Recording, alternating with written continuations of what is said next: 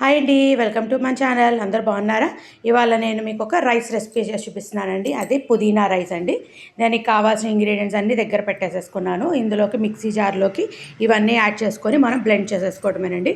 అందులో ఫస్ట్ నేను యాడ్ చేస్తున్న ఇందులోకి పుదీనా అండి. పుదీనా మనం చేసుకున్న క్వాంటిటీ రైస్ని బేస్ చేసుకొని మనం తీసుకోవటమేనండి. కట్ట చిన్నదా పెద్దదా ఎలా కావాలంటే అలా శుభ్రంగా కడిగి వాష్ చేసేసి నేను ఇందులో కాడలతో కూడా వేస్తున్నానండి. కొంచెం కాడలు కింద ముదురు కాడలు తీసేసేసి, ఎందుకంటే పేస్ట్ చేసేసుకుంటాం కాబట్టి. ఇప్పుడు ఇందులోనే కొద్దిగా కొత్తిమీర కూడా యాడ్ చేశాను. కొత్తిమీర అన్నది ఆప్షనల్, ఉంటే వేసుకోవచ్చు లేకపోయినా పర్లేదండి. ఉంటే వేస్తే ఇంకొంచెం టేస్ట్ బాగుంటుంది. ఇందులోనే పచ్చిమిర్చి కారానికి చూసుకొని వేసుకోవటమేను. అల్లం వెల్లుల్లి పేస్ట్ ఉంటే వేసుకోవచ్చు, లేదా ఇట్లా డైరెక్ట్గా ఫ్రెష్గా వేసామంటే ఇంకొంచెం టేస్ట్ చాలా బాగుంటుంది, అరోమా కూడా. ఇప్పుడు ఇది మొత్తం మనం మిక్సీ వేసేసుకోవటమేను. పేస్ట్ చేసుకోవడం, కొంచెం వాటర్ యాడ్ చేసేసుకొని పేస్ట్ చేసుకోవాలండి. ఇదిగోండి నేను వాటర్ యాడ్ చేసి ఇలా పేస్ట్ రెడీ చేసేసుకున్నాము. మన మెయిన్ ఇంగ్రీడియంట్ అయిన మన బేస్ అన్నది రెడీ అయిపోయిందనమాట. ఇప్పుడు మనం నెక్స్ట్ ప్రాసెస్లోకి వెళ్ళిపోదాము. కుక్కర్ పెట్టేసుకున్నాను. ఆల్రెడీ నేను బియ్యం కూడా కడిగి నానబెట్టేశానండి. నేను నార్మల్ బియ్యమే వాడేస్తున్నాను. ఇంట్లో ఎప్పుడు మనం రెగ్యులర్గా ఏది యూస్ చేస్తామో ఆ రైస్ యూస్ చేసేసుకుంటున్నాను. ఇప్పుడు కుక్కర్ కొంచెం ప్యాన్ హీట్ అవ్వగానే ఇట్లా డైరెక్ట్గా చేసేసుకున్నా అంటే మనకి ఈజీగా అయిపోతుందండి. ఒక గిన్నెలోనే కొంచెం నెయ్యి కొంచెం ఆయిల్ వేస్తున్నాను నేను.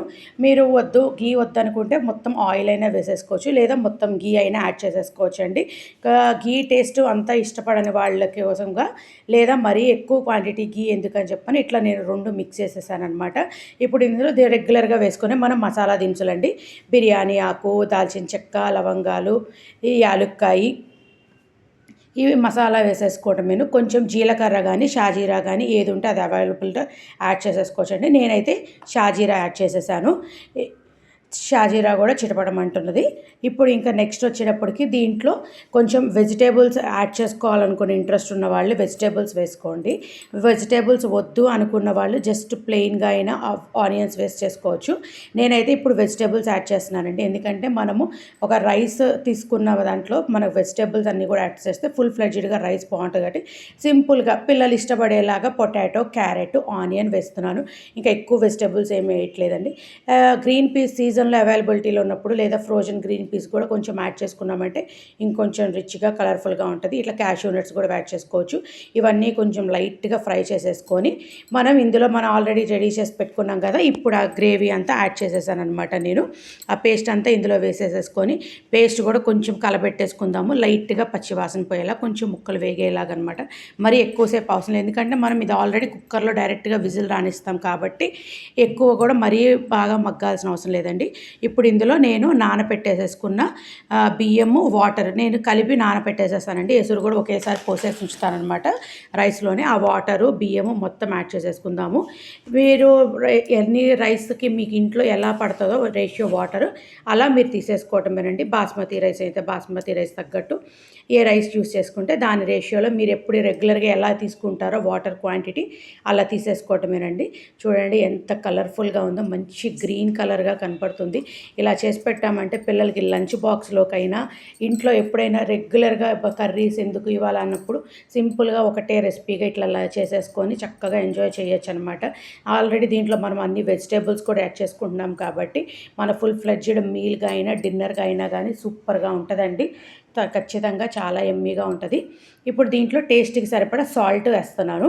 ముందు పేస్ట్ చేసుకునేటప్పుడైనా యాడ్ చేసేసుకోవచ్చు, లేదా ఇప్పుడైనా వేసుకోవచ్చు అండి. చక్కగా బియ్యానికి మొత్తం పట్టేస్తుంది, సరిపోతుంది అనమాట. చూసుకొని వేసుకోవటం సాల్ట్ అన్నది కూడా మన టేస్ట్కి తగ్గట్టు. ఒకసారి మొత్తం మిక్స్ చేసేసుకొని ఇంకా మనం కుక్కర్ విజిల్ రానిచ్చేసుకోవటమేనండి. లిడ్ పెట్టేస్తున్నాను ఇప్పుడు నేను. పెట్టేసేసి రెగ్యులర్గా మీరు ఎన్ని విజిల్స్ రాణిస్తారో అట్లా మీరు 3-5 విజిల్స్ రానిచ్చేసేసుకోవటమేను. ఇంకా మన పుదీనా రైస్ అన్నది రెడీ అయిపోతుంది అనమాట. విజిల్స్ వచ్చి కొంచెం ప్రెషర్ పోగానే తీసేసేసుకోవటమేను. ఇదిగోండి ప్రెషర్ కూడా పోయింది. చూడండి ఎంత కలర్ఫుల్గా, ఎంత యమ్మీగా, ఎంత చక్కగా పొడి పొడిలాడుతూ వచ్చిందో రైస్ కూడా. అసలు ఇట్లా వేడి వేడిగా మీరు అలా బౌల్లో పెట్టిస్తే పిల్లలు పెద్దలు అందరూ సూపర్ అంటారు, చక్కగా తినేస్తారండి. ఎవ్వరు ఏమీ గోల చేయకుండా ఇంట్లో వాళ్ళందరూ. మనకి కూడా చాలా తక్కువ టైంలో కుకింగ్ కూడా అయిపోతుందన్నమాట. చాలా ఈజీగా.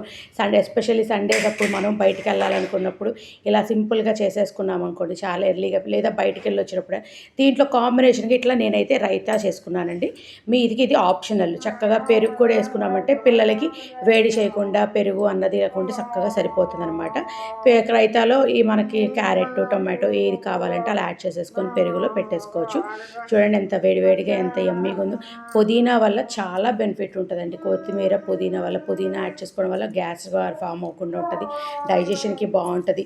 కాబట్టి అప్పుడప్పుడు మనం రెగ్యులర్గా కాకుండా ఇట్లా అప్పుడప్పుడు ఇలాంటి రెసిపీస్ చేసుకున్నామంటే చాలా హెల్త్కి కూడా చాలా బాగుంటుంది.